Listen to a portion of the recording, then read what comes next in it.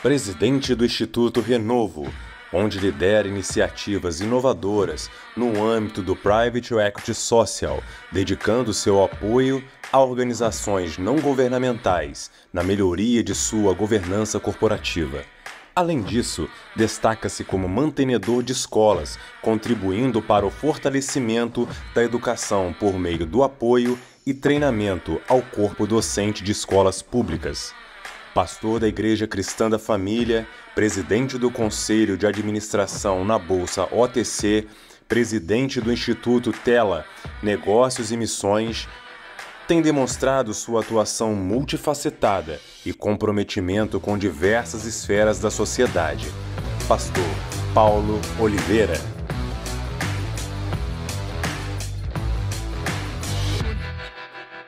Glória a Deus. É um grande prazer estar aqui. É minha primeira vez aqui em Xerém, a primeira vez com a Metodista Wesleyana. Tenho amigos que são da igreja lá de São Paulo, mas nunca estive presente numa reunião. Muito bom ver aqui essa energia, essa força missionária da igreja, que é algo que fala muito de perto também ao meu coração. Como dito, eu me chamo Paulo Oliveira, sou de São Paulo, nasci na Avenida Paulista, então estou bem em São Paulo mesmo. Sou pastor de uma igreja lá, que a minha igreja fica no Butantã, logo atrás da cidade universitária. E ao longo da minha carreira, eu tive aquilo que hoje eu sei que é um chamado para estar no mercado financeiro ou no mercado bivocacional e ao mesmo tempo ser pastor. Lutei com isso muito tempo, porque nosso objetivo sempre é servir a Deus, então tempo integral para a igreja. A Igreja Cristã da Família começou em 1980 e eu era um jovem, um grupo de pessoas que formamos a igreja. Em 93 fundei a Igreja do Butantã, onde eu estou hoje, que hoje é a maior de todas lá de São Paulo, e trabalhando, pastoreando. Então, você sabe como é que é essa vida aqui. Com o objetivo de ficar só com a igreja. Consegui isso durante 5, 7 anos, focado com a igreja, mas Deus me chamou de volta para o mercado de trabalho, e aí eu entendi esse propósito, e entendi esse momento. Então, hoje, sou pastor da igreja, também sou presidente do Instituto Renovo. O Instituto Renovo é uma entidade de manutenção de escolas e foi aquele que trouxe para o Brasil, há 35 anos atrás, educação por princípios. Então, a nossa escola é uma escola de educação por princípios, tem 2 unidades em São Paulo, Centro Renovo de Educação, o CRE, e hoje demos origem à ESEP, que é uma associação das escolas cristãs de educação por princípio. Tem 130 escolas no Brasil hoje que estão nessa metodologia. Vou falar um pouquinho sobre isso hoje aqui também. Também sou presidente do Instituto Tela. O Instituto Tela é um instituto de empreendedorismo. Tecnologia, empreendedorismo, liderança e ação missionária. Forma a palavra Tela. E baseado no ponto de que nós estamos, como Brasil, num momento tremendo de expansão econômica, financeira, cristã, missionária no mundo. Então, tecnologia é a arma para isso. Tecnologia é o que faz com que você, que não tem nada, possa ter muito e enriquecer. E enriquecendo, ter um propósito, uma clareza de propósito, que termine em ação missionária, ação social.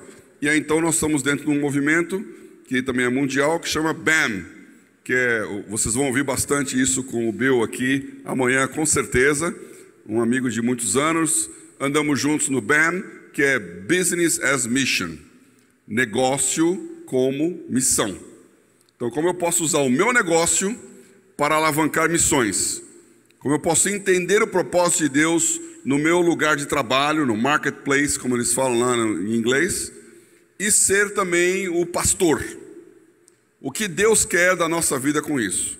Aquilo que eu fiquei lutando muito tempo para entender como que funcionaria, agora está muito claro na minha cabeça, porque em paralelo a tudo isso, eu fui diretor de tesouraria de bancos de investimento em São Paulo, bancos internacionais, muito tempo com o Bank of New York, então viagens internacionais como executivo, e depois, por conta dessa esse conhecimento e relacionamento de mercado financeiro, eu me tornei vice-presidente da Bolsa da BMF Bovespa, hoje B3, para a área internacional, para a área de institucional, relacionamento do Banco Central, CVM, a área de educacional, relacionamento com o mercado, essas coisas da Bolsa de Valores, ações, futuros.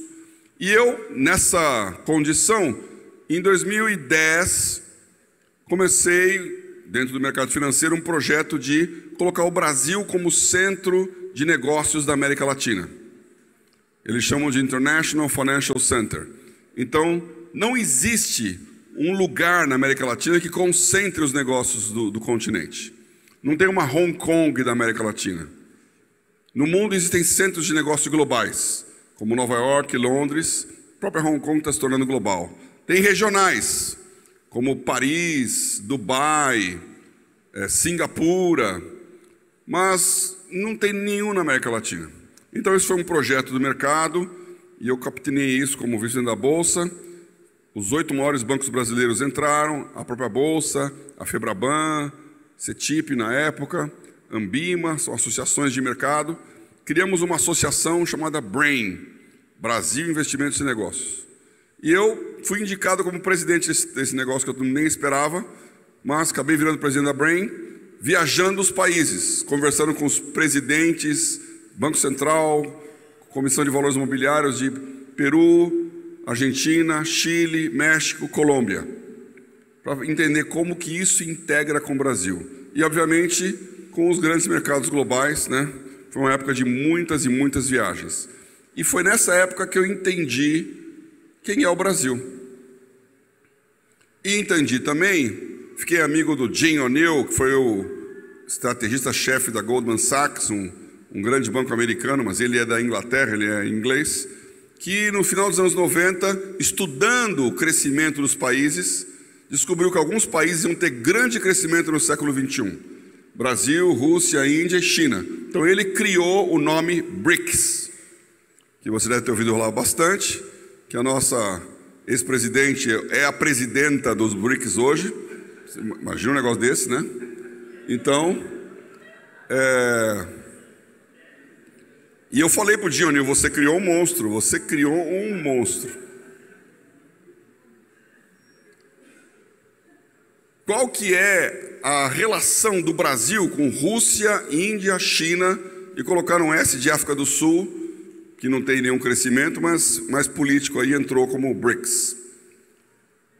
Qual que é a nossa relação histórica? Qual que é a nossa integração de povos? A nossa história, a história brasileira, ela está olhando para os Estados Unidos. Nós somos uma nação judaico-cristã, evangelizada a partir dos missionários americanos e ingleses, que há quase 200 anos vieram para o Brasil. E, não sei se você sabe, vieram para o Brasil porque houve um acordo comercial dos países, América, Estados Unidos, Inglaterra, com Dom Pedro II. Esse acordo tem lá, ó, eu tenho até um PowerPoint que mostra lá, o Dom Pedro II permitindo que as religiões anglicana, metodista, batista, presbiteriana, congregacional, que eram professadas por esses países, tivessem livre trânsito no Brasil, porque até então era proibido não ser católico no Brasil. O seu documento de identidade, o RG, era a certidão de batismo da Igreja Católica. Você não podia nem morrer, porque o cemitério era só para quem era católico. Então, por volta de 1870, abrem-se as portas para missões no Brasil. E esses países começam a mandar missionários que dão origem às nossas igrejas, que nos tornaram essa potência, hoje um país que é o segundo maior país cristão do mundo, porque nós temos pelo menos 60 milhões de evangélicos e ainda mais uns 110 milhões de católicos que creem em Jesus, creem na Bíblia, entendem o mundo através de uma cosmovisão cristã, ainda que seja mais fraca, mas valores de família, de sociedade, aborto, são os valores que o brasileiro cristão tem, uma concepção cristã. Nós não somos budistas, nós não somos islamitas, nós não somos ateus, não somos animistas, nós somos cristãos. No Brasil profundo.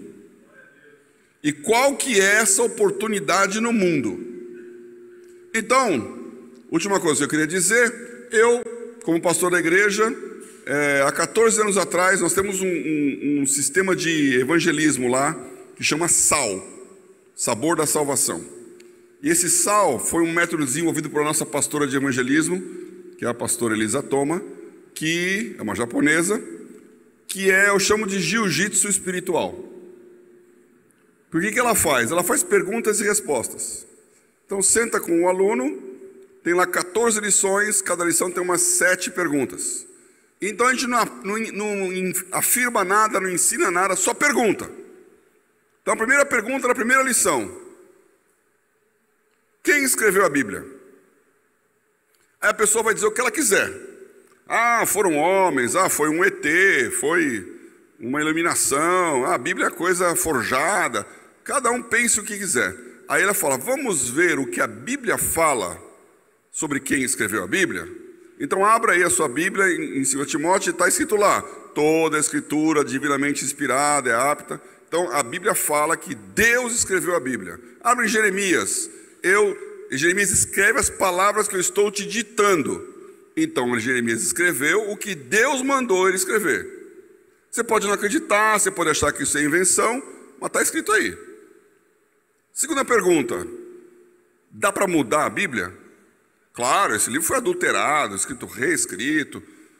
Não dá. Então vamos ver o que a Bíblia fala, Apocalipse. Maldito aquele que acrescentar um J ou um tio a esta palavra. Então dorme com um barulho desse aí, você. Então é assim, você vai fazendo pergunta, eu chamo de jiu-jitsu, porque você vai imobilizando a pessoa. Chega na quinta aula, ele já está batendo, pedindo água de batismo. 80% das pessoas que fazem o sal lá com a pastora se batizam. É impressionante. E um jovenzinho, 14 anos atrás, que tinha uma namorada na igreja, e ele era um nerd, ele é astrofísico, meteorologista formado na USP. Trabalhava no INPE com projetos com a NASA de satélites meteorológicos. Então ele se achava o rei da cocada. E a namorada falou, você não quer fazer o sal? Estuda a Bíblia. Ele, não, esse negócio é coisa para gente ignorante. Ele era agnóstico. Ok, vou fazer para provar para você que isso é furado. E foi fazer o curso. O que aconteceu? Batismo na quinta lição. Aí o que ele falou? Ele chama Marcel. Ele falou, puxa, eu quero ter uma Bíblia no meu celular. Naquele tempo estava começando a YouVersion, mas era online, era para Apple, muita memória, banda larga. Então ele pensou, eu vou fazer um aplicativo. Ele entendia, montou um aplicativo com as versões de uso do domínio público, criou o aplicativo e falou, que nome que eu dou para isso? Eu colocou Bíblia JFA, que é João Ferreira de Almeida. Alguns aqui devem já conhecer, porque esse negócio cresceu, e hoje o aplicativo da Bíblia JFA é o segundo maior do mundo, atrás da YouVersion.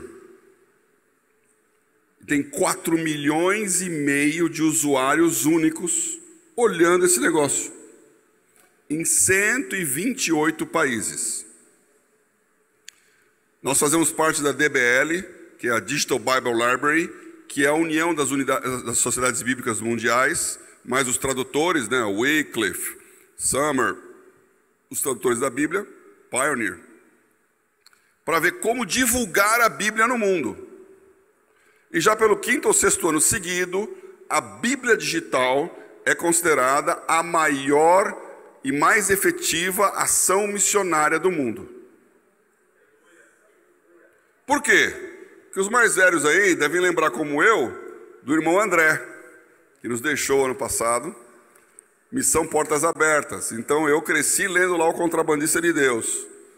Ele botava a Bíblia no fusquinha e orava para que Deus cegasse os olhos dos guardas da cortina de ferro contrabandeando Bíblia para a Rússia. Quantas Bíblias cabem no Fusquinha? Hoje a Bíblia está em todas as línguas. Nós temos, como eu falei, 128 países. No celular. Em todo o mundo. É o maior instrumento de evangelização. Então eu quero apresentar para vocês hoje a revolução digital e a igreja do século 21. Para vocês entenderem um pouquinho onde nós estamos e qual é a oportunidade que nós temos, tanto como país, quanto como igreja, que não é pequena. E isso é fruto então dessa história que eu te contei, a minha vivência com o Banco Central, CVM, né? Acabei de vir aliás, agradecer aqui, vocês são muito, muito hospitaleiros, viu? Cuidaram bem de mim aqui. Eu nunca imaginei que eu ia dormir aqui em Xerém, mas o leve trás funciona muito bem, viu? Então, hoje à tarde tive que ir lá para o Rio, para uma reunião com a CVM, aí volta. Então a minha cabeça fica assim, né? Conversando com o Banco Central, CVM, mercado financeiro, conversando com a igreja, conversando com organizações cristãs internacionais e entendendo como é que Deus está nos colocando nesse espectro. Então, acompanhem comigo aqui. Eu sou engenheiro e físico de formação. Sou engenheiro politécnico e físico pela USP. Então, eu tenho uma cabeça meio diferente aí. Para dizer o mínimo, né? Essa apresentação é fruto desse conhecimento aqui, desse momento de Deus. Então, eu que tenho controle ou vocês que apertam aí? Como é que é? Pode passar. Fiz essa frase. Para estar no lugar certo, na hora certa, é preciso chegar antes. Qual o problema de chegar antes? Não é a hora certa. Então você tem que esperar. Eu sei que isso, geralmente para os homens, então, é a coisa mais impaciente do mundo. É você chegar e ficar esperando. Algumas mulheres também detestam. Minha mulher, por exemplo, se vai chegar, sei lá, se você sabe que o ônibus vai passar a tal hora, daqui a 20, 30 minutos, você espera, daqui a 20, 30 minutos vai passar o ônibus. Se você não sabe que horas o raio desse ônibus vai passar, dá 10 minutos, você não aguenta mais esperar. Pela ansiedade de não saber quando, a sua paciência diminui muito quando você não tem noção do futuro. Então, o timing is everything. Entender o momento certo. Tem que estar no lugar certo, na hora certa. Eu quero afirmar para vocês que o Brasil é o lugar certo. E não é só porque eu sou brasileiro, não. Viajei muito, conheci muita gente, o momento dos países, o lado econômico. Pense só nesse aspecto. 10 maiores países do mundo em área. Qual que é a posição do Brasil? 5º maior país do mundo. Primeiro é a Rússia, que tem lá toda a Sibéria gelada e inaproveitável. O segundo é o Canadá, que tem todo o norte canadense gelado e vazio. O Canadá todinho tem menos habitantes do que São Paulo, o estado de São Paulo. Então, um habitante tem, lá no norte do Canadá, é um habitante a cada 11 quilômetros. Você imagina o seu vizinho está a 11 quilômetros. Terceiro é China, que tem 1/3 de deserto. E 1,5 bi de chineses no resto. Quarto é os Estados Unidos, que só é maior que o Brasil porque tem o Alasca. Quinto é o Brasil. Dos 10 maiores países em população, qual que é o ranking do Brasil? Quem sabe isso? Terceiro? Não. Sétimo? Sexto? Sexto. Ele sempre foi o quinto. O ano passado, o Paquistão ultrapassou o Brasil. Primeiro país em população, Índia, que está ultrapassando a China. Está com 1.600 para 1.700. Segundo lugar, a China, que durante décadas praticou uma política suicida de um filho só, que gerou um desequilíbrio demográfico imenso. Quando um chinês casa com uma chinesa, ele tem que suportar 14 pessoas, porque ele tem pais e avós dos dois lados vivos e é filho único. Não tem primo, não tem cunhado, não tem sobrinho, não tem irmão. Então é um problema sério da demografia da China, que nós brasileiros estamos importando, ter poucos filhos. Terceiro em população é os Estados Unidos, com quase 350 milhões de americanos e crescendo, tanto pela imigração quanto pelo número de crianças americanas, que é quase 3, o Brasil é 1,8. Quarto é Indonésia, o maior país muçulmano do mundo, mas também aberto ao evangelho. Quinto era Brasil, virou Paquistão, sexto é o Brasil. Dos 10 maiores países de economia, de PIB, qual é o lugar do Brasil? Oitavo. Bateu em cima aí. Oitava maior economia do mundo. Isso muda ano após ano, porque a economia é em dólar, né? O PIB é em dólar. Eu, quando eu estava como presidente da Brain, eu tive a oportunidade, em 2012, estar lá na Inglaterra. O prefeito de Londres era o Boris Johnson, que depois virou primeiro-ministro. O ministro era o Gordon Brown. E estava lá o Tony Blair falando no evento. Eu estava presente no evento, um evento petit comité. E o Brasil tinha acabado de passar a Inglaterra, o Reino Unido, como a quinta maior economia do mundo. Porque o nosso PIB em dólar estava muito alto. Vocês devem lembrar quando o dólar estava 1,50, 1,60, que você adorava viajar, que era maravilhoso comprar tudo em... né? Os argentinos chamavam brasileiros de dame dos. Você chegava lá e perguntava, quanto custa? Dame dos.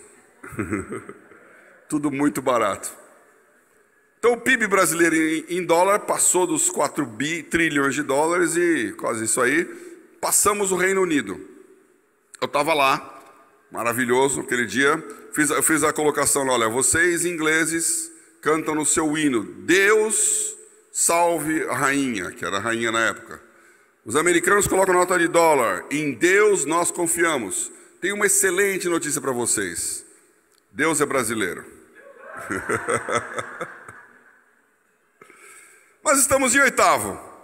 Agora, sabe o que é interessante? Você pegar quais países estão nessas 3 listas? 10 maiores em economia, 10 maiores em população, 10 maiores em área. Sabe quantos tem? 3 países.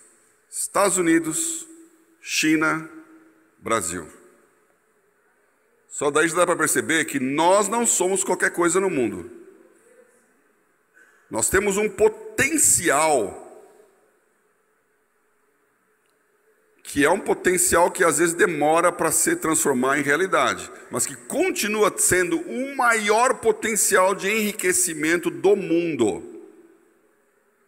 Porque o Brasil, ele é rico em tudo.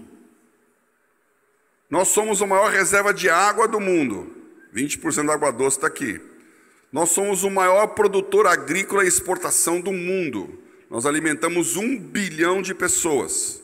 O ano passado acabamos de ultrapassar os Estados Unidos como o maior produtor de milho. Sempre foi um grande produto americano. Soja já ficou lá para trás.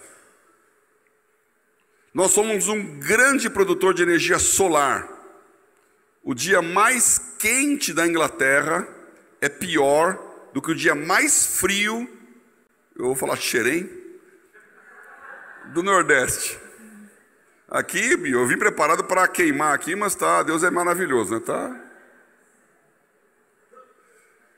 Então, energia eólica, petróleo, explodiu na balança comercial do ano passado, exportação de petróleo do pré-sal. Nós temos muita riqueza. Nosso problema é educação. Então nós temos que nos preparar para estar no lugar certo. O que significa isso? Quando vier o momento, você tem que estar preparado para ele. Meu pai, que também era pastor, ele tinha uma ovelha que contava essa história, esse testemunho. A Bíblia fala que o justo não vai mendigar o pão nem a sua descendência. Não vai passar a necessidade nem a sua descendência mendigando o pão. E esse homem, ele estava com uma situação terrível financeira, não tinha comida para colocar na mesa, e ele então fez essa oração uma noite lá: Senhor, o Senhor falou que não ia faltar pão, eu sou que teu filho, como é que pode um negócio desse?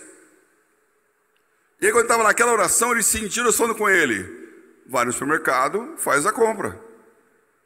Aí ele se encheu de fé,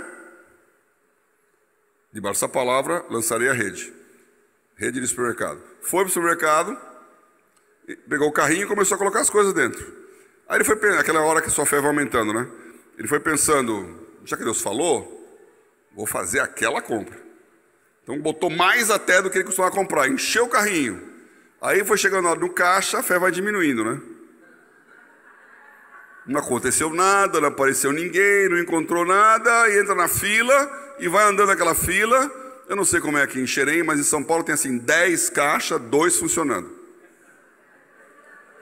Já vi que testificou aqui. Ele estava na mulher do caixa passando e falou: Deus, eu não vou passar essa vergonha de a mulher começar e eu falar, e eu não tenho como pagar. Então, se o senhor falou comigo, acho que não falou, então fica por isso mesmo, eu vou sair. Então, quando estava chegando a vez dele, ele tirou o carrinho, encostou no caixa do lado, estava vazio, e estava indo embora. Quando ele estava indo embora, o sistema de som do supermercado: senhores clientes, promoção especial. Primeiro cliente que for no caixa número tal, vai ter a sua compra paga pelo supermercado. Era o caixa onde ele tinha deixado o carrinho. A mulher entrou, sentou, acendeu a luz e falou: senhor, é o senhor. E ele ficou meio assim, não estava sabendo o que estava acontecendo, todo mundo começou a correr, mas ele já estava ali. Estar no lugar certo, na hora certa, é chegar antes. Então eu quero dizer para você, meu irmão, minha irmã, que você está no lugar certo. Não reclama. É sexta-feira? Domingo ele ressuscita. Segura aí. Aguenta aí. Glória a Deus. Glória a Deus. Missionário, difícil, lugar ruim. Nós temos igreja na Bolívia, eu vi os irmãos aqui. Quando vez que eu vejo a Bolívia, eu fico emocionado, porque eu conheço bastante lá o pessoal, o governo. Quanta coisa pode acontecer. Agora, entenda os tempos e as horas. Então, passa para frente aqui. Como eu falei, eu sou físico, né? Primeiro versículo da Bíblia, Gênesis 1:1, no hebraico é Bereshit bara Elohim, a primeira frase. Bereshit bara Elohim.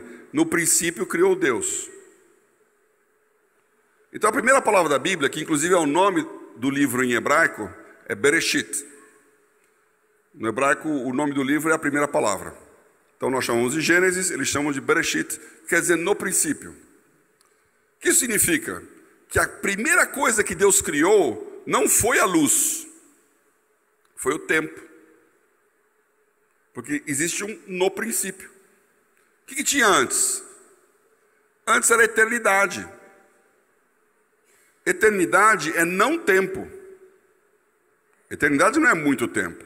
Eternidade é não tempo. Deus habitava na menos eternidade infinita e de repente ele começa uma criação. E a primeira coisa que ele cria é o tempo. Hoje a física entende isso.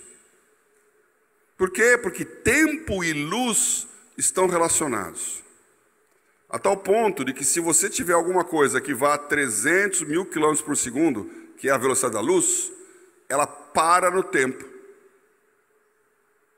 E se houvesse alguma coisa acima de 300 mil km por segundo, volta no tempo. Nós não temos essa noção, mas isso é já mais do que provado. Você pega um astronauta, manda numa nave espacial, fica lá meses, como na estação internacional, com uma velocidade muito maior do que aqui, girando em torno da Terra, e ele volta depois de meses e ele está com um relógio atômico lá, e aqui na Terra o relógio atômico saiu do 000. Quando volta, ele está segundos antes do que nós aqui. O tempo na nave espacial é mais devagar do que o tempo aqui. Isso qualquer físico que entenda um pouco entende. Agora, a Bíblia está falando disso muito antes. Por quê? Porque quando Deus cria o tempo, ele cria o ciclo, a frequência. A frequência que os nossos músicos aí, o técnico de som, sabem que se mede em hertz, né? O que é 1 hertz? É 1 sobre segundo. Frequência é o inverso do tempo. Então, Gênesis continua dizendo, tarde e manhã do dia 1º, tarde e manhã do dia 2º, 7 dias na semana. Isto é um ciclo. Nós vivemos em ciclos. Qualquer pessoa de qualquer religião vive numa semana de 7 dias hoje no mundo. A mesma coisa que Deus fala no Gênesis. Qualquer um de vocês que é vendedor sabe a diferença entre 30 do mês e 1º do mês seguinte. A temperatura pode estar igual, o clima pode ser o mesmo, mas o mês passado, o novo mês, faz uma baita diferença no teu bolso. Há uma grande diferença entre 31 de dezembro e 1º de janeiro. E a Bíblia é cheia de ciclos. Eu não vou gastar o tempo aqui falando do sabático, do jubileu, dos números bíblicos que são ciclos. Agora eu vou dizer para vocês que esses ciclos continuam depois da Bíblia. São os ciclos da história da igreja. E você tem que entender, Jesus falou isso para os fariseus, vocês olham para os céus e entendem os tempos. Se é tempo de colher, se é tempo de plantar, mas vocês não entendem o tempo que vocês estão vivendo. Era a plenitude dos tempos. Daniel, quando recebe a revelação do sonho de Nabucodonosor, ele canta ao Senhor, ele conhece os tempos e as horas, ele estabelece os reis, tira os reis. Nós vivemos ciclos, e por isso está chegando o nosso tempo. E você precisa entender o tempo que nós estamos vivendo. Discernir o tempo. Um dos versículos que eu mais gosto da Bíblia é Isaías 43, 18 e 19. E eu falo sempre 19 e 18. Que é, eis que estou a fazer uma coisa nova na terra. Está vindo a luz. Podeis sentir? Podem perceber? Estão entendendo? Eu estou colocando um caminho no ermo, um rio no deserto. E aí a coisa que ele fala no versículo 18. Não vos lembreis das coisas passadas, nem recordeis as antigas. Para entender o novo, você tem que ter uma mente nova. Não se prenda no velho, porque você vai achar que nunca nada vai mudar. Quem olha o novo, entende diferente. Esse ano ficou famoso o filme do Oppenheimer, aí, que fala da bomba atômica.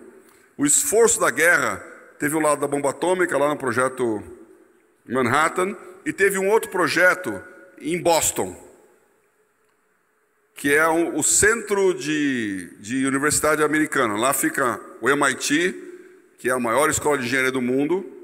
Eu, engenheiro, templo da engenharia é o MIT, o Massachusetts Institute of Technology. E fica Harvard, que todo mundo conhece. Então é um centro de negócio, de saber.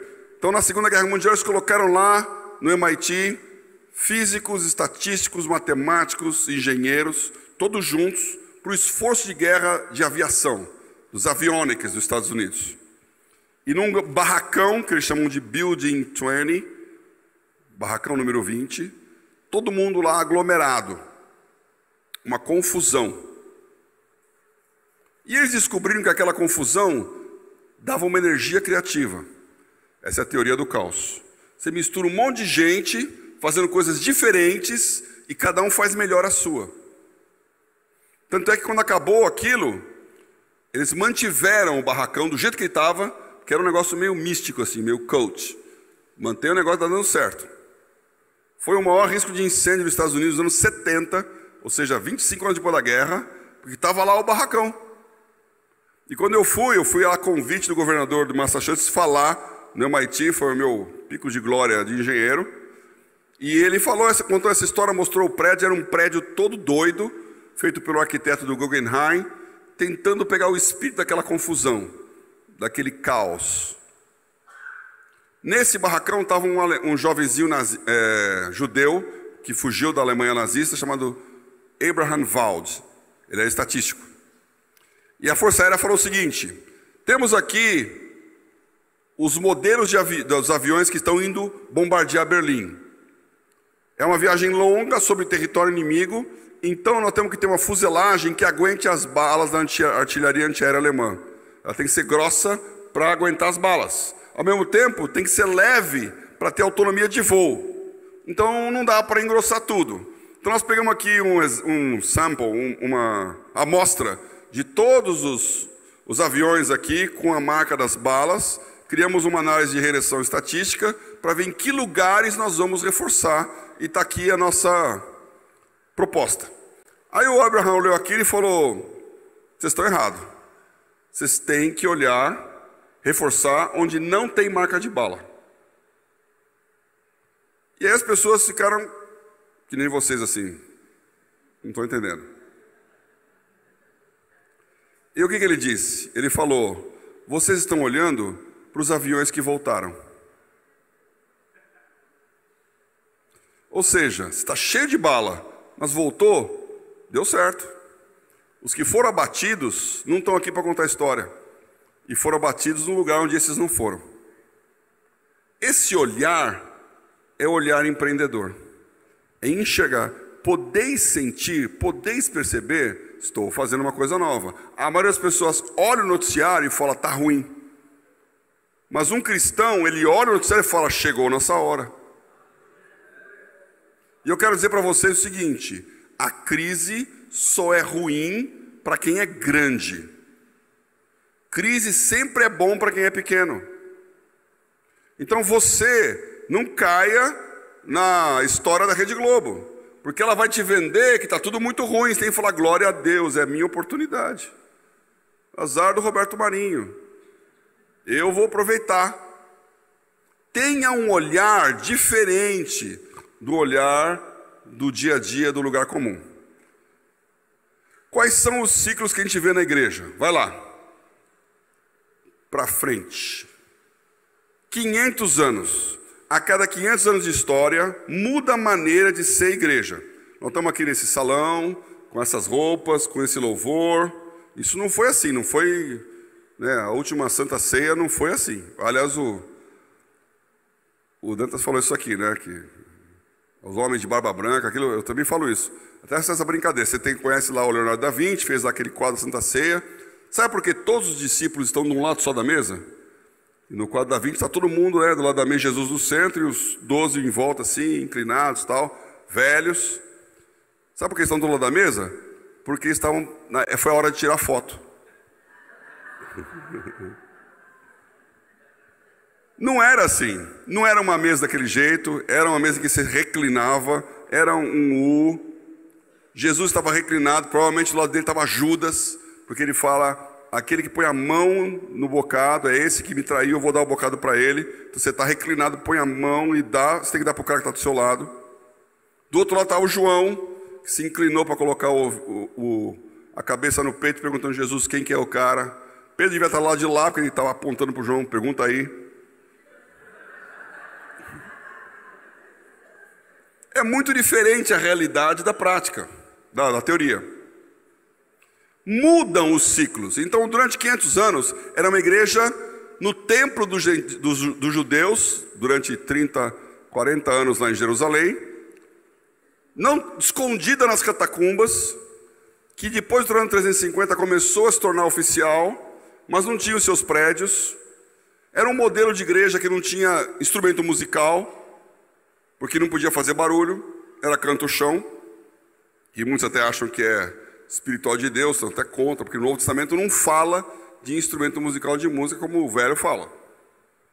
No ano 500, cai o Império Romano, 450, cai o Império Romano, muda totalmente. Tinha estrada, tinha tecnologia, tinha a maneira do evangelho crescer no mundo todo.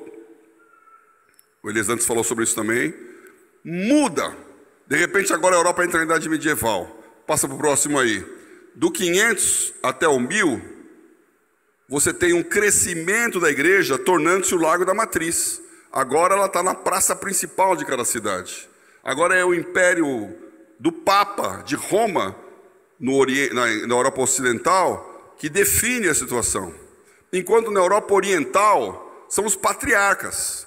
Havia 5 bispos que governavam a igreja toda. E o mais importante não era o Papa em Roma. O mais importante é o bispo de Antioquia, a cidade mais relevante e missionária, de onde começou toda a expansão do evangelho. O segundo mais importante é o de Alexandria, que era a sede da ciência e sabedoria do mundo antigo, a biblioteca ali, e era o segundo maior polo judeu do mundo. A Septuaginta, são 70 rabinos traduzindo a Bíblia para o grego em Alexandria.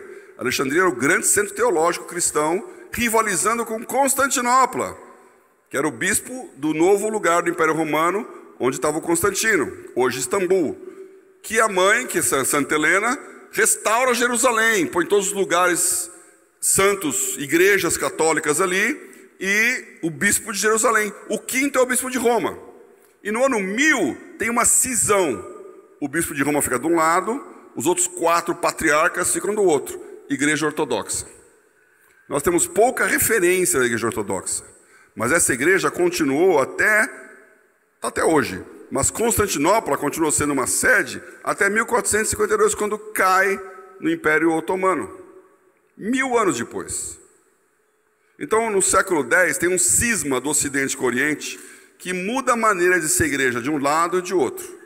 Entra você no YouTube e coloca lá Páscoa Igreja Ortodoxa, que é a maior festa da igreja, não é o Natal, é a Páscoa. Você vai ver um culto que é absolutamente diferente. O ano passado eu estava em Jaffa, lá em Israel, né? Que é a Jope bíblica, e eu fui num culto da Igreja Ortodoxa Árabe. Que barulho! Barulho no bom sentido. Que agitação, cores. Que culto diferente. Eu fiquei pensando, puxa, meus irmãos árabes, como o pastor Dantes falou aqui também, muitos árabes são cristãos, e essa igreja tem desde aquela época. Milenar. Bom, 500 anos depois, o que acontece? Passa para o próximo. Pode passar mais um. Lutero, Reforma Protestante. Tela, que é o instituto que eu estou presidindo aqui, tem uma viagens, né? Fomos para Israel ano passado. Esse ano estamos indo dia 3 de junho para Alemanha e Suíça. Os caminhos da reforma e a inovação. Então, além de olhar tudo que Lutero fez, tal, Calvino, a inovação. Eu queria que vocês pensassem nisso. Os 5 solas não existiriam. Não tem sola scriptura se não tivesse a imprensa. Pensa num culto em 1516. Tem um padre falando latim. Nem ele sabia falar latim. Tem um povo que também não sabe nada de latim. Alemão, no caso do Lutero. Esse povo é analfabeto, não sabe ler. E se soubesse ler, não tinha Bíblia, porque a Bíblia estava em latim, manuscrita. Como é que é sola scriptura?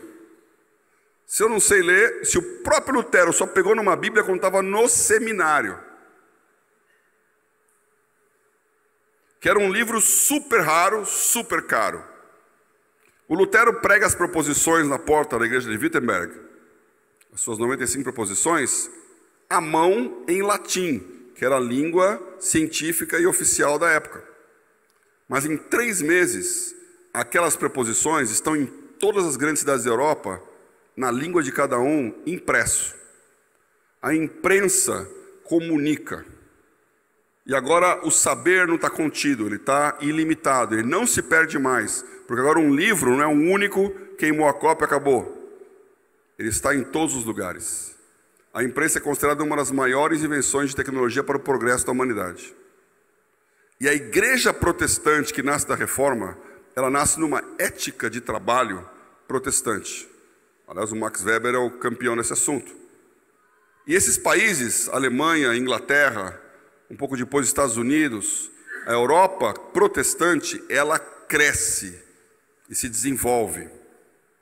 Prosperidade. 500 anos depois, estamos aqui. Então passa para o próximo aí. Um inglês bem brasileiro, né? Now what? O que vai acontecer agora?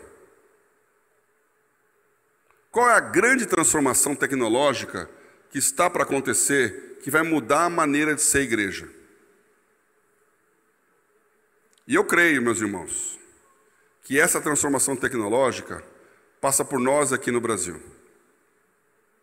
A tecnologia é a maneira de você dar o que os ingleses chamam de salto da rã. Você está lá atrás e dá um salto e fica lá na frente. Leapfrog. Um país como a China, que era atrasado há 50 anos atrás, hoje está disputando com os Estados Unidos em primeiro lugar. Tecnologia. Eu tenho muito assunto nisso aí, não dá o tempo aqui, mas eu tenho uma evolução do PIB, desses BRICS, desde 60 até hoje. Em 1994, o Brasil era maior do que a China. 94. Onde você estava no dia em que o Ayrton Senna morreu? Que o Brasil foi campeão. Não faz tanto tempo. Em 2007, o Brasil era maior que a Índia. O mundo está mudando rapidamente. E agora, nós temos uma oportunidade de entender como nós vamos dar esse salto. Passa o próximo aqui. Você deve ter ouvido falar bastante.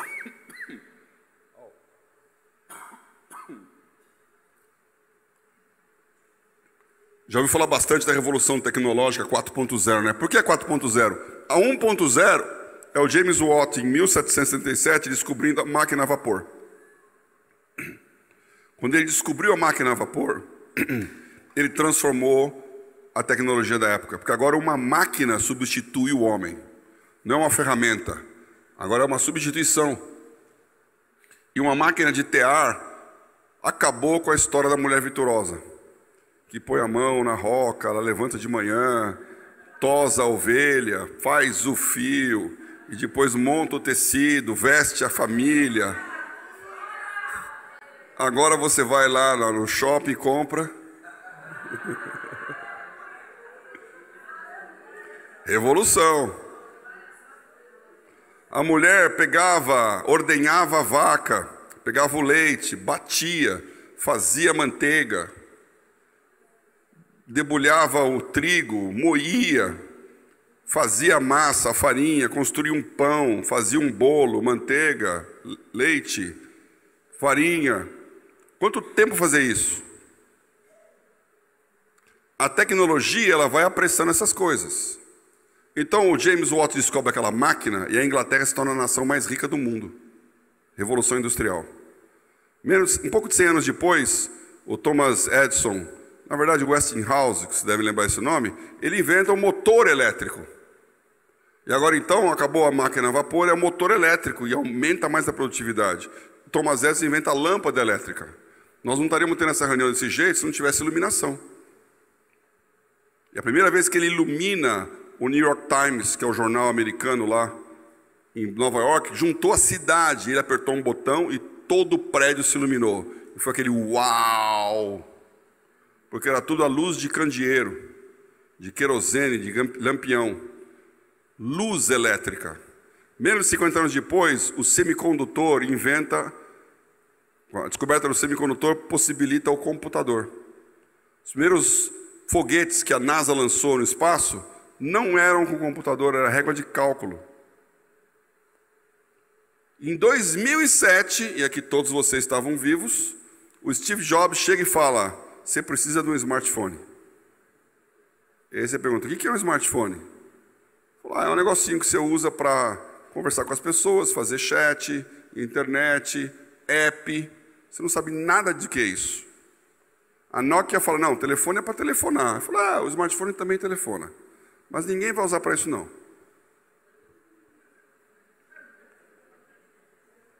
Hoje, as companhias de telefone estão dando de graça chamadas. Elas estão cobrando a banda larga, que é isso que você usa. Em 2007 começa a revolução digital. E essa mudou a nossa história. Já tem gente dizendo que a quinta já entrou, que é a inteligência artificial. Aliás, eu sei que, para os de São Paulo aqui, dia 17 de maio, o Tela estará patrocinando a vinda de um maior especialista em inteligência artificial cristão dos Estados Unidos, o Elijah Lowe, que vai falar sobre inteligência artificial e fé. como usar isso no ambiente de igreja e como preparar os nossos jovens para esta nova geração da inteligência artificial. Porque agora, meu irmão, a inteligência artificial faz o sermão melhor que o pastor. Você já não sabe se o seu pastor preparou o sermão ou se ele perguntou para o ChatGPT lá. Ela lê um laudo de um exame de imagem médico melhor do que o médico. Ela faz uma análise de um processo jurídico melhor que o advogado. Eu estava falando em São Paulo numa reunião de empresários, estava lá o dono da Chili Beans, que é a marca de óculos, falou: eu lanço 30, 40 produtos por ano, e campanha publicitária. Fiz a última com inteligência artificial. Ele mostrou o trailer, 2 modelos com óculos Chili Bean no Alasca, no rio lá gelado do Alasca. Ele falou: não tem rio, não tem Alasca, não tem modelo, não tem óculos, é tudo inteligência artificial.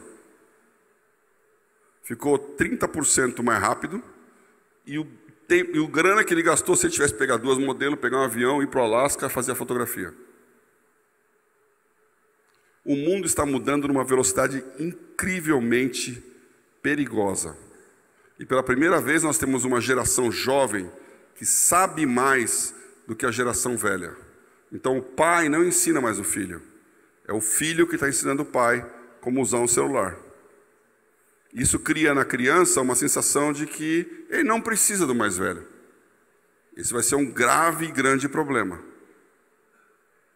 Então nós estamos no meio de um conflito, nós estamos num ponto de transição, nós estamos num momento de mudança.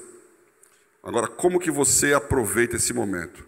Então eu queria terminar aqui essa minha palestra falando dessa oportunidade que você pode ter como brasileiro e como cristão.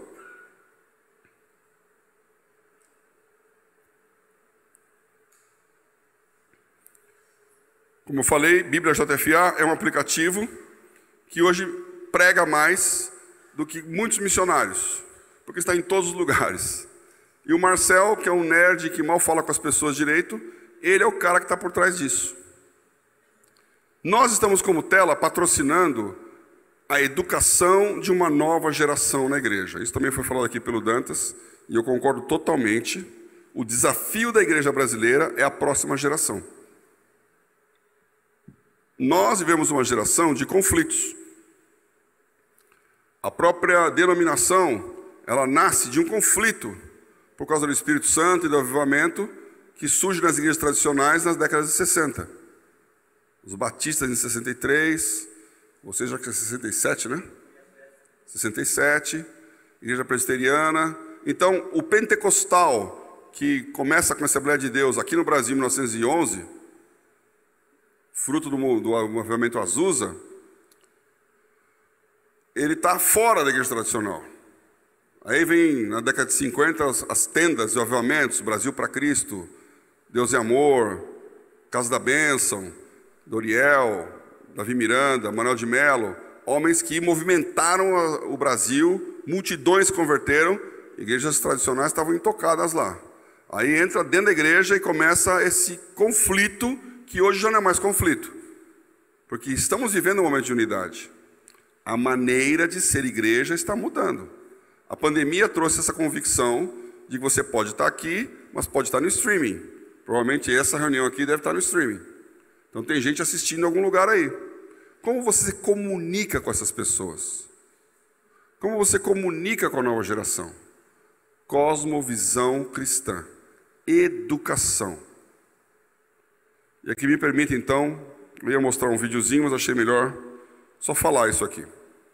Esse é um exercício de vestibular. Um menininho está dentro de um trem com uma bolinha na mão. E ele está batendo a bolinha. E a pergunta é, qual é o movimento dessa bolinha? Para quem está lá olhando o menino bater a bolinha, ela está fazendo um movimento retilíneo. Ela vai e volta. Vai e volta. Você pode falar, uma reta. Agora, se você está na estação, vendo o trem passar, aquela bolinha está fazendo uma parábola. Quem tem razão? Quem está vendo a reta ou quem está vendo a parábola? Quem tem mais razão é quem está vendo a parábola. Por quê? Porque o trem está em movimento.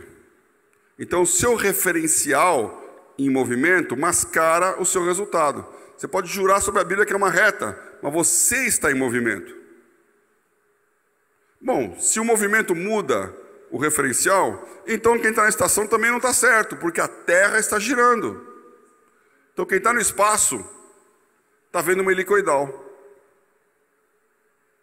Para piorar a situação, a Terra está trasladando em torno do Sol, e o Sol está indo em direção à Vega, que é uma estrela no centro esquerdo da galáxia.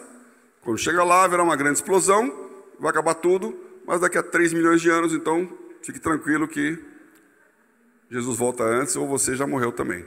Então, nós estamos indo para a Vega. O que em física você estuda? Você estuda o referencial inercial, que é aquele XYZ das coordenadas, onde você põe o seu referencial para medir as posições. Então, se o Elon Musk quiser calcular a trajetória do foguete dele voltar para a Terra, ele tem que levar em consideração que a Terra está girando, que ela está trasladando e que o Sol está andando. Porque senão ele vai voltar para um ponto no espaço e a Terra já está lá na frente. Ou então ele vai voltar para o Oceano Pacífico e vai encontrar o Atlântico. Então, para um cálculo de uma nave, o referencial é Vega. E na física isso chama-se referencial inercial absoluto. Ele ressignifica todas as coisas e é a partir dele que você compreende o que realmente está acontecendo. Qual que é o seu referencial inercial absoluto? Qual é o seu ponto de rocha que explica todas as coisas e que por ninguém é discernido? Qual é? Você é cristão. Você está em cima de Cristo. E Ele é a rocha inamovível. É aquela pedra cortada sem mão que se transforma numa montanha e que o seu reino nunca mais terá fim. Então não se sinta perdedor nessa história. E o que Paulo falou para os coríntios, Paulo, falou para vocês. Como é que é? Xerenses? Encheridos? O que ele falou para os coríntios? O homem espiritual discerne bem todas as coisas e por ninguém é discernido. O homem natural não compreende as coisas espiritual, porque lhe parecem loucura. Então quando vier um bambambam falar alguma coisa de você, da sua fé, você pode não ter faculdade, pode não saber nada, pode nunca ter ouvido falar de Vega, mas a sua sabedoria em Cristo é maior que a dele. Aleluia! Nós somos a cabeça, nós somos a liderança, nós somos o futuro. E mesmo que você seja o pé, Paulo fala em Efésios 1 que debaixo do pé, que é o corpo de Cristo, está todo nome, todo domínio, todo poder, toda potestade, todo principado. Sabe o que é nome? Aqui no Rio de Janeiro, mais que em São Paulo, eu vejo essa história. Uma vez eu estava no Clube Naval lá no Rio, almoçando lá no mercado financeiro, e tinha um almirante lá esbravejando, porque ele parou o carro na porta, que era proibido, e o guardinha foi dar a multa.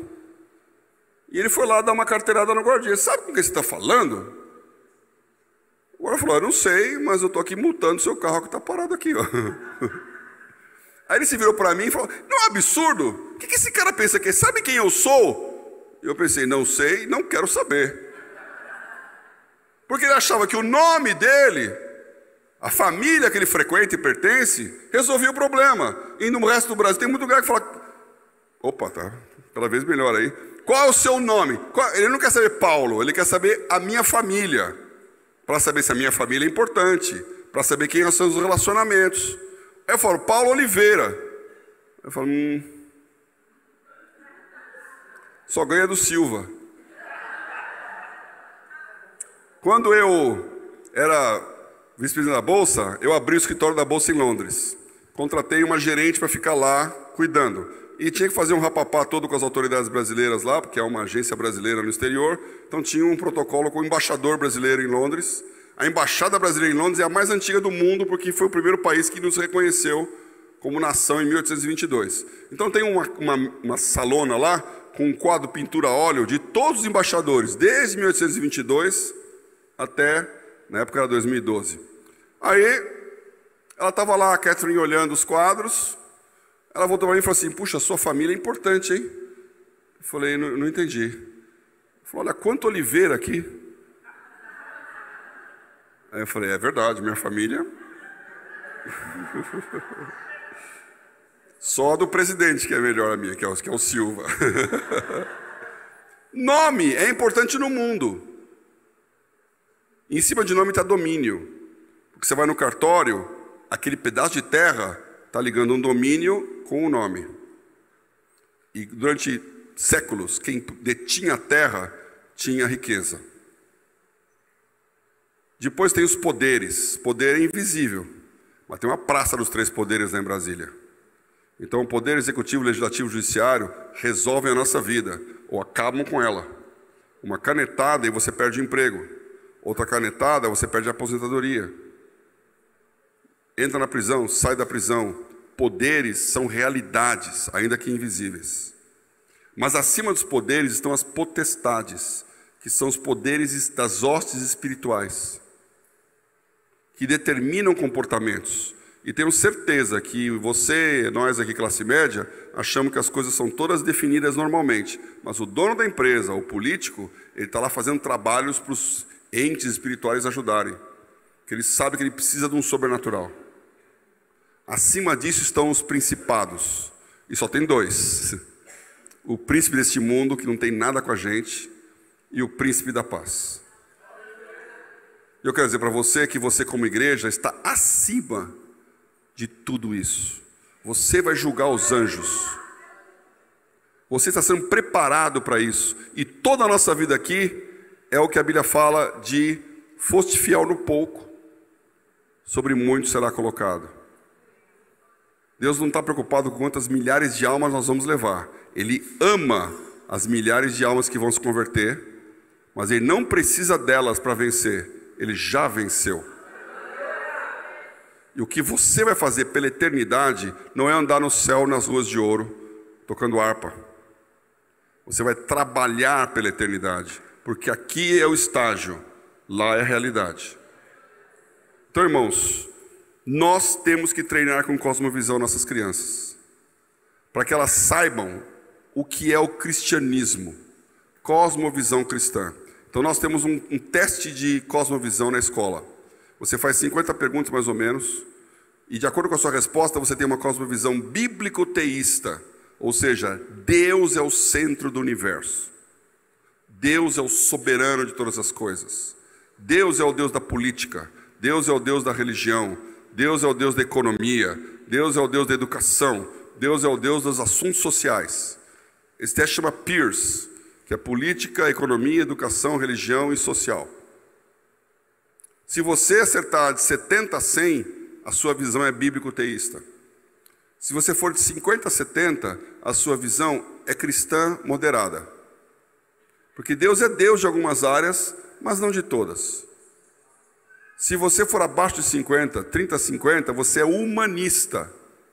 Deus não é o centro, é o homem que é o centro. E abaixo de 30, você é socialista. É o Estado que é o centro. Então eu vou fazer uma pergunta para você aqui. Você acha que é dever do Estado prover educação para os seus filhos? Se você respondeu que é dever do Estado prover educação para os seus filhos, você está numa cosmovisão socialista. Porque é dever da família. É dever do pai educar o filho. E o Estado tem que ajudar e prover infraestrutura e não atrapalhar. Veja como é difícil essa questão da cosmovisão. Você tem que entender quem você é em Cristo e a próxima geração. E se esta igreja, se esta denominação quer ter sucesso, precisa levantar uma nova geração com uma cosmovisão cristã. 60% dos jovens brasileiros que entram na universidade saem da igreja. Por quê? Porque eles não têm uma cosmovisão cristã com 13 anos de idade, que é a idade que um judeu é adulto. Então, no final do Fundamento 2, você tem que ter uma cosmovisão cristã. Quem eu sou em Cristo, quem Ele é para mim. E eu, desculpe o tempo aqui, acho que já estourei aqui, mas eu vou acabar aqui assim.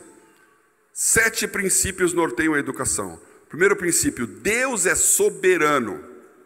Ele é o dono de todas as coisas. O seu filho tem que entender isso. E que ele se relaciona com você através de autoridade. Então quem te deu autoridade para mandar no seu filho foi Deus. A autoridade de Deus é delegada ao pai, é delegada ao professor, é delegada ao guarda, é delegada ao presidente. Toda autoridade, todo o poder emana de Deus.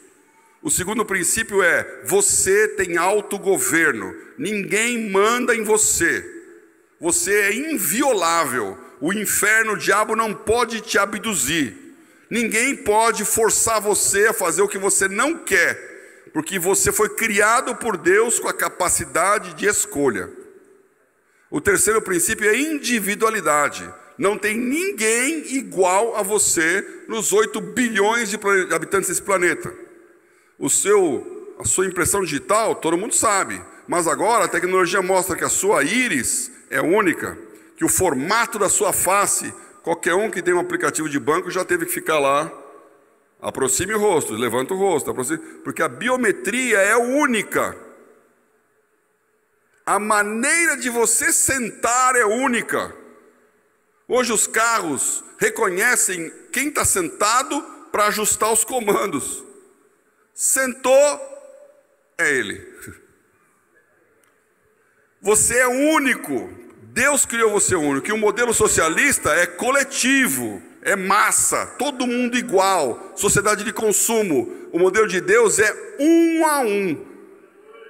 Só que você não é individualista. Então o quarto princípio é a aliança. Você precisa andar em aliança com a sua geração para fazer as coisas em grupo. A máfia é uma aliança. O quinto princípio é caráter, que é a capacidade de discernir o bem e o mal, e mais do que isso, de amar o bem e aborrecer o mal. O sexto princípio, com toda essa bagagem, é o princípio da riqueza, é semear e colher. E isso, mercado financeiro, educação financeira, poupar é adiar consumo. Então, minha irmãzinha, meu irmãozinho, você vai numa loja do shopping, entrou, a mulher quer te vender um negócio, faz o seguinte, sai da loja, conta até 10, e aí pensa, vou voltar ou não vou voltar?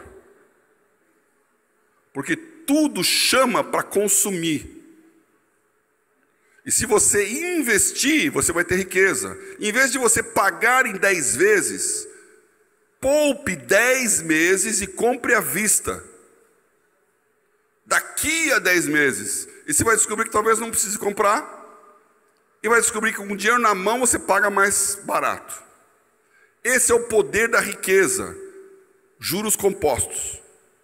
Então você tem que semear para colher. Porque a semente que você não come gera 100 vezes mais.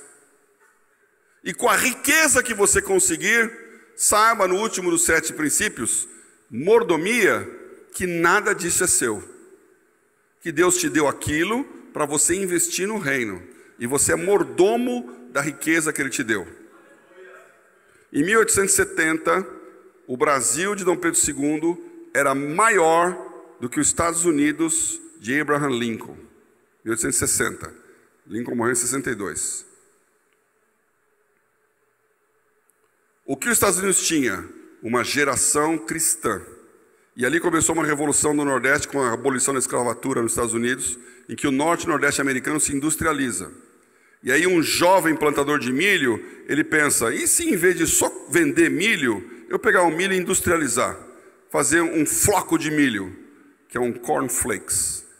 Ele faz isso e começa a vender milho industrializado, e aquele milho industrializado vira a refeição matinal de todos os americanos. E o John Kellogg's fica milionário. Perdão pelo trocadilho. Milionário.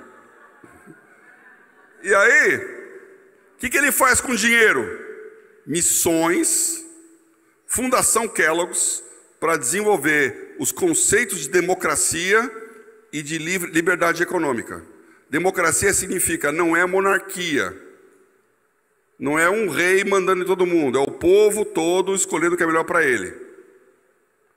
E liberdade econômica, livre mercado. O Colgate é um jovem de 13 anos passando fome no interior do estado de Nova York. Ele vai para a cidade de Nova York para trabalhar, para comer. E o cara do ferry boat pergunta para ele: onde você vai, garoto? Não tinha nem a Brooklyn Bridge na época, era um ferry. E ele atravessando falou: eu vou trabalhar numa indústria de sabão. E ele falou: você quer um conselho? Dê o dízimo e você vai prosperar. E ele guardou aquilo, ganhou $1 e deu 10 centavos. E ganhou 2 e foi. No final da vida, o Colgate, que é o Colgate, estava com 90% de doação, 10% para ele. Fundação Colgate, missões, desenvolvimento dos ideais de democracia e de liberdade econômica. Essa lista podia crescer muito. Rockefeller, Fundação Rockefeller, morreu professor de escola dominical, o homem mais rico da história, não é nem da época. E um que nós conhecemos aqui no Brasil, os caras não conhecem lá, que é o John Mackenzie. O John Mackenzie é um... Ninguém sabe quem era o Mackenzie, né? Ele nunca veio no Brasil, ele não é pastor, ele não é educador, não é missionário.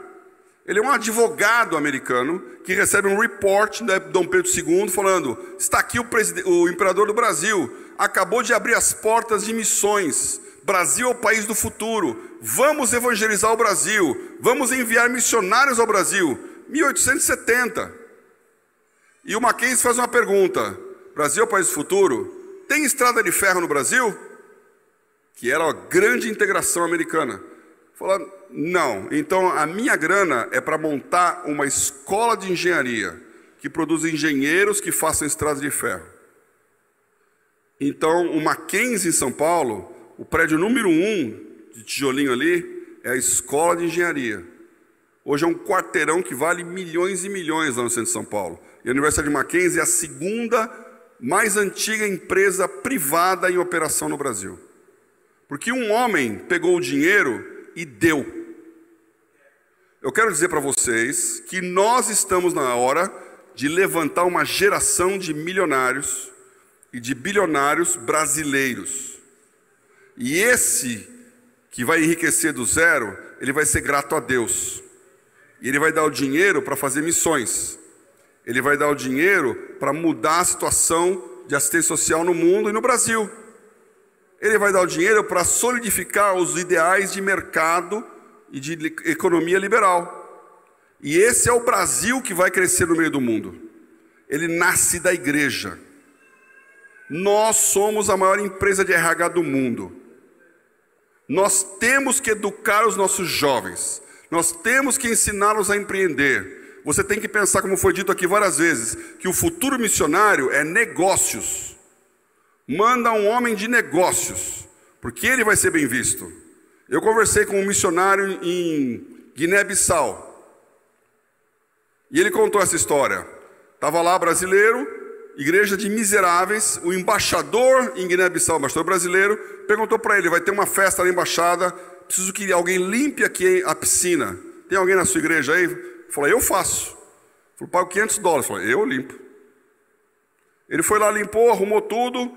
Aí o embaixador falou: você dá uma nota aí? Eu preciso de uma nota para pagar o dinheiro. Eu falei: eu sou pastor, não tenho empresa, não tenho nota. Você não tem uma empresa? Não.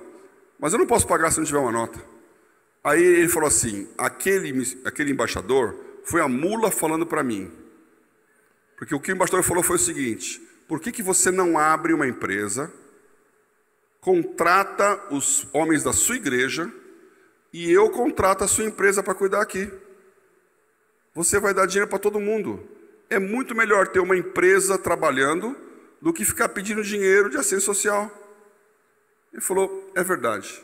Ele abriu uma empresa, prosperou, toda a igreja ficou empregada, cresceu, e ele entendeu o poder dos negócios e da percepção de valor na sociedade.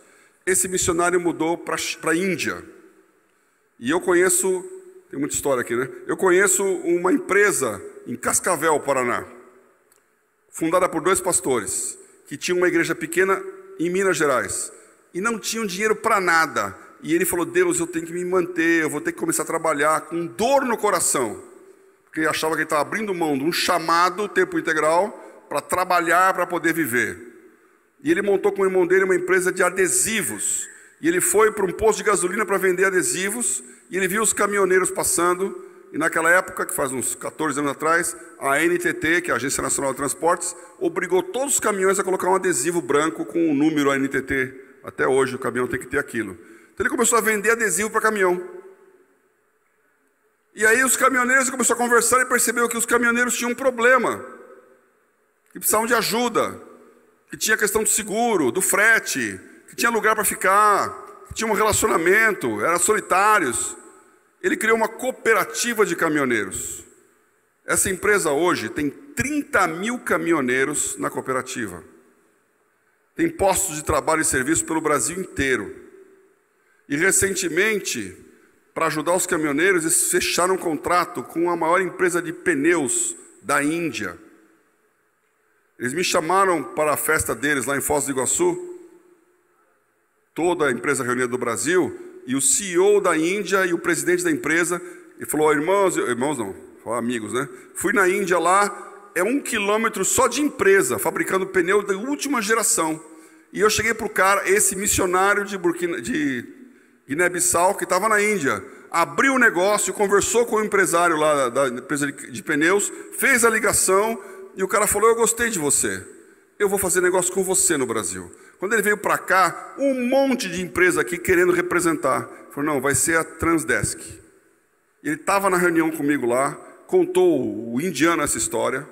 Eles estão representando a maior empresa de pneus da Índia. É uma empresa que está voando aqui no Brasil. Sabe o que eles estão fazendo? Missões. Igreja na Índia, igreja no Paraguai, igreja na Europa. Negócios como missões. Então muda a mentalidade, ensina o teu jovem.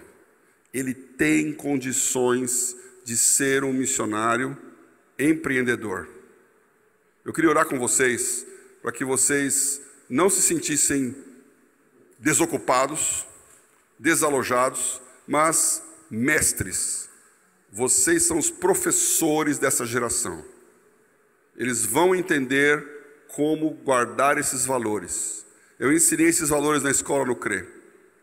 Uma menina de 13 anos foi fazer ensino médio numa outra escola. Primeira aula, o professor de literatura chegou para ela e disse, para a classe toda, esqueçam o que vocês aprenderam, agora vocês vão aprender a verdadeira ciência, filosofia.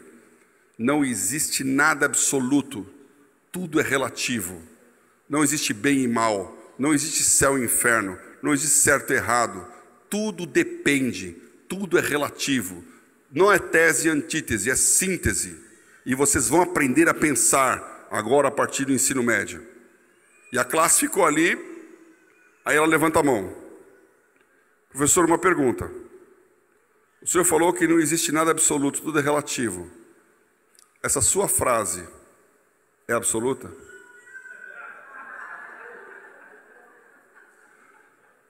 Chorei de alegria, falei, valeu a pena abrir uma escola para que uma menina calasse a boca do professor com uma pergunta.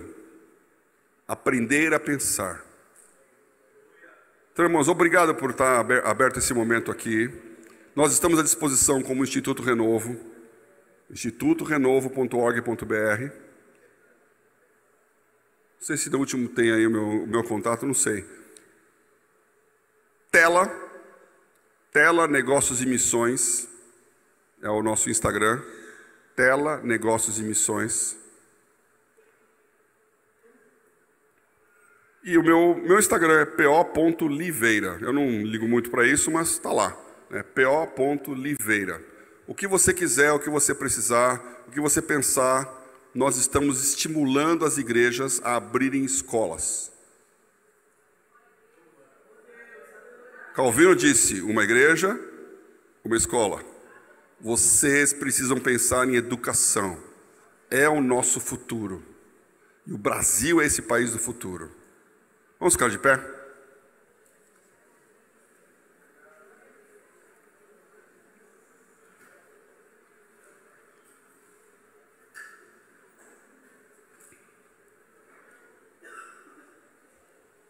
Dê a mão para o seu irmão aí. Feche seus olhos. Senhor, eu quero dizer que nós estamos aqui como um corpo, unidos. Eu quero declarar a alegria e o prazer de me sentir em casa no meio da Igreja Metodista Wesleyana, de saber que nós pertencemos à mesma igreja, de que nós somos o mesmo corpo, somos nós que vamos assentar naquele trono. E nós queremos, Senhor, subjugar os teus inimigos, vencendo com as armas espirituais toda ferramenta preparada contra ti, subjugando raciocínios, pensamentos e reduzindo a escravidão, a obediência a Cristo. Nós queremos declarar a autoridade da tua palavra, por aquilo que ela produz de transformação, não pela letra, mas pelo conteúdo.